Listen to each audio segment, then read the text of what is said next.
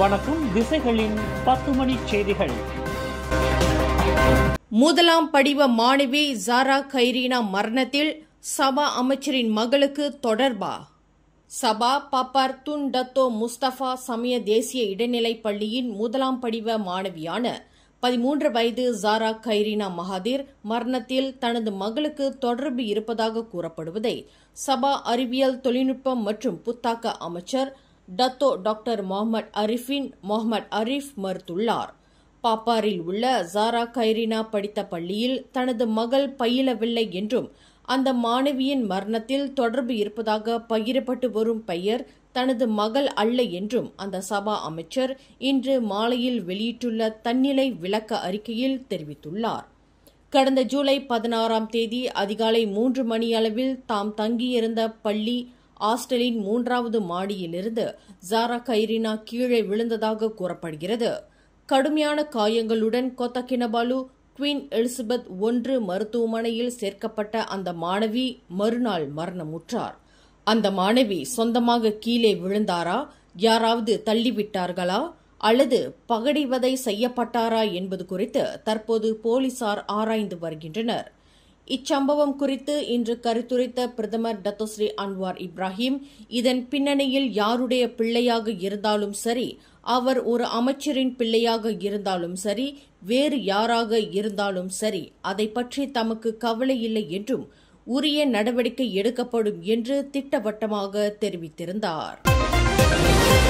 சபாவை சேர்ந்த முதலாம் படிவ மாணவி ஜாரா கைரீனா மகாதீர் மரணத்தில் பல்வேறு சந்தேகங்கள் எழுந்திருப்பதை தொடர்ந்து அந்த மாணவியின் உடல் இன்று மயான புதைக்குழியிலிருந்து தோண்டி எடுக்கப்பட்டது. சபா சிபிதாங்கைச் சேர்ந்த அந்த மாணவியின் தாயார் செய்து கொண்ட போலீஸ் புகாரை தொடர்ந்து சட்டத்துறை அலுவலகத்தின் உத்தரவின் பேரில் 13 வயதுடைய மாணவி புதைக்கப்பட்ட மெஸ்பாலில் உள்ள தஞ்சோங் ஊபி மயானத்திலிருந்து தோண்டி எடுக்கப்பட்டது.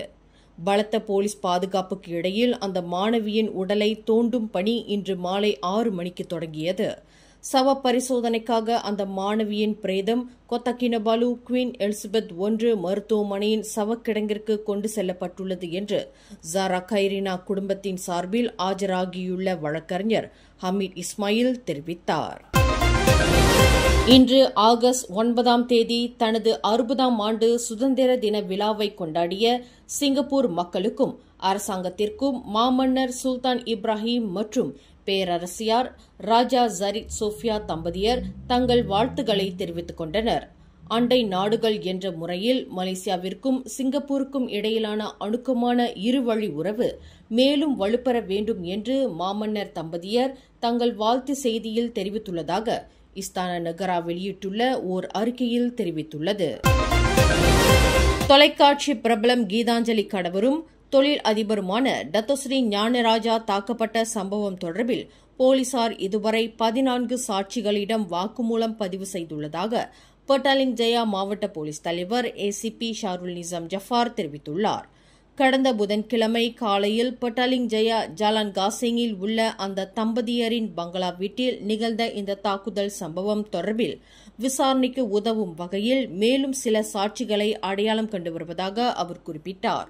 இந்த தாக்குதலை நடத்தியவர்கள் 10 பேர் கொண்ட கும்பல் என்று கூறப்பட்ட போதிலும் கைப்பற்றப்பட்ட சிசிடிவி கேமரா பதிவை அடிப்படையாக கொண்டு சந்தேக பேர்வழிகள் அடையாளம் காணப்பட்டு வருவதாக ஏசிபி ஷாருல் நிசாம் தெரிவித்தார். இந்த தாக்குதலை நடத்திய கொள்ளை கும்பல் 3 லட்சம் ரிங்கிட் மதிப்புள்ள நகைகள் மற்றும் விலை உயர்ந்த பொருட்களுடன் அந்த தொழிலதிபரின் பங்களா வீட்டின் பின்புறம் உள்ள காட்டுப்பாதையில் தப்பிச் சென்று விட்டதாக கூறப்படுகிறது.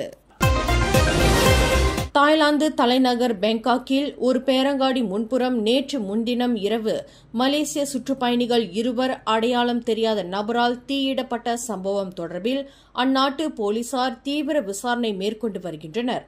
இந்த சம்பவம் குறித்து வெளிப்படையான மற்றும் முழுமையான விசாரணை தேவை என்றும் அவசியம் ஏற்படும் பட்சத்தில் தாய்லாந்து அமலாக்க தரப்பினருடன் ஒத்துழைக்க தாங்கள் தயார் என்றும் மலேசிய வெளியுறவு அமைச்சு தெரிவித்துள்ளது. இச்சம்பவம் தொடர்பாக விசாரணை முடிவுறும் வரையில் இதுகுறித்து ஆருடம் கூற வேண்டாம் என்று பொதுமக்களை வெளியுறவு அமைச்சு கேட்டுக் கொண்டுள்ளது. கோலாலம்பூர் பிரிக்ஃபீல்ட்ஸில் உள்ள ஒரு இன்னிசை கேளிக்கை மையத்தின் முன்புறம் நிகழ்ந்த தகராற்றில் பாராங் இரும்பு தடியை ஏந்திய 2 சந்தேக பேர்வழிகள் 2 நபர்களை தாக்கி கடும் காயங்களை விளைவித்துள்ளனர்.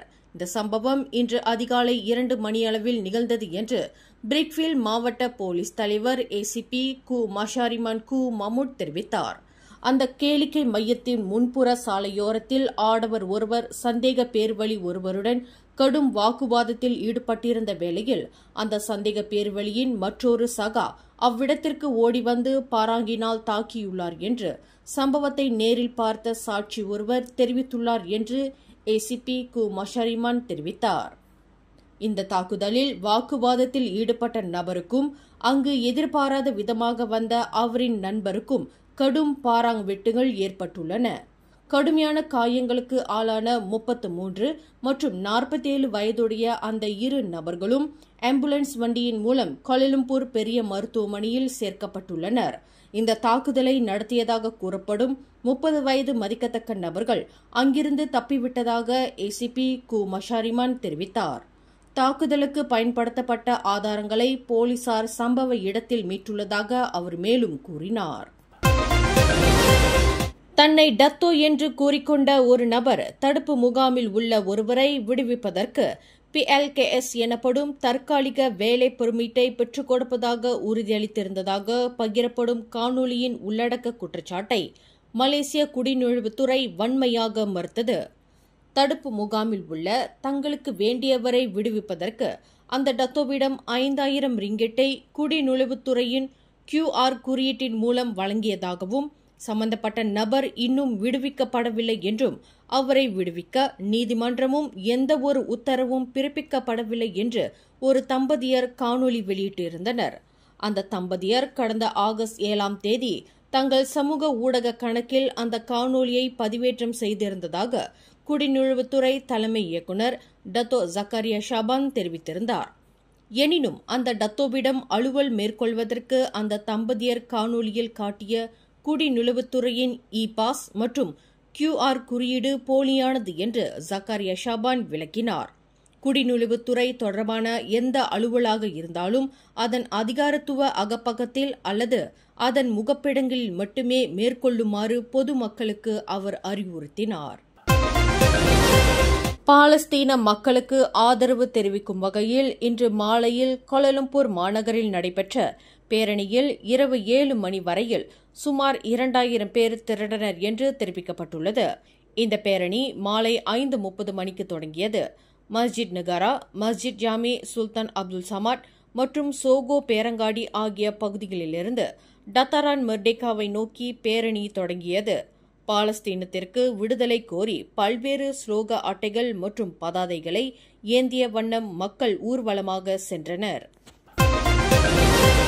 நாட்டில் வேப் மின் சிகரெட்டை முழுமையாக தடை செய்வது தொடர்பில் நிபுணர்கள் வழங்கக்கூடிய பரிந்துரைகள் அமைச்சரவையில் சமர்ப்பிக்கப்படும் என்று சுகாதார அமைச்சர் டத்தோஸ்ரீ டாக்டர் ஜுல்கிஃப்லி அமாட் தெரிவித்தார்.